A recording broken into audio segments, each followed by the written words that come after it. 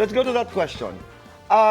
Kung nasa harap ninyo ang inyong 20-year-old Rainier at saka Mark, anong love advice ang ibibigay niyo sa kanya? Ikaw, Rainier.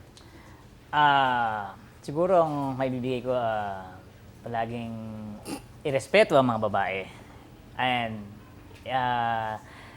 And irespeto rin yung sarili. Hindi mo ba nirespeto yung sarili mo? Hindi, I mean, Ang ganda ng tanong na. Lakasan mo na yung Hindi tanong mo ba mo. nirespeto yung sarili mo? minsan, pagka may time, Pero ang sarap ng mga salitang yon, yung respeto. Rainier, between respect and love, anong pipiliin mo? para kasi pag nag-respect ka, parang love na din siya talaga eh. So, more on respect pa rin, parang, ano na rin siya, 2-in-1. 2-in-1. Oo, okay.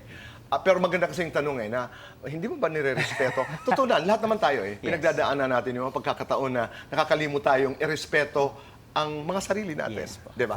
Mark, ikaw, what advice would you give, what piece of advice would you give your 20-year-old self? Siguro, bakit? Ako sasabihin ko lang, pagpatuloy mo lang yung mga ginagawa mo kasi yan yung preparation mo para sa magiging pamilya mo ngayon. 20 years old ka nun, ha? Kaya nga, 20 years old nga eh. So, di ba, yung ginagawa niya nun, preparation niya ngayon sa pamilya ko. So, maayos na ako ngayon, may asawa, may anak. Mark, hindi yung 20-year-old self, yung parang wala kang tanong na parang, bakit ang galing-galing mong manligaw? Hindi ko totoo yan. ano, Rainier? Wala pong katotohanan yan. Magaling ako manligaw? Hindi marunong?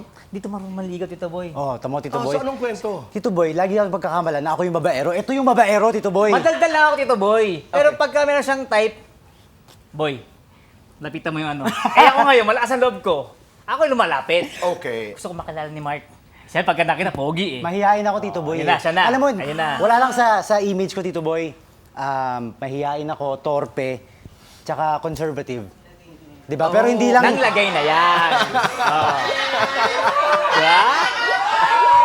Sandali, nagsisigawan ang mga tao. Sabi niya sa akin during the break. Seryoso to, seryoso. Alam mo, Tito Boy, ang staff natin dito sa Fast Talks, yan ang staff namin sa Starstruck. Ako naman sabi ko, pati sa akin, sa Star Talk.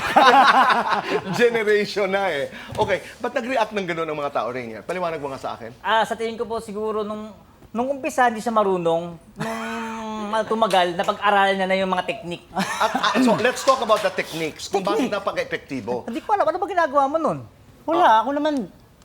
kasi malambing ako, Tito Boy. So, kung paano ako, malambing... Paano yung lambing? hi.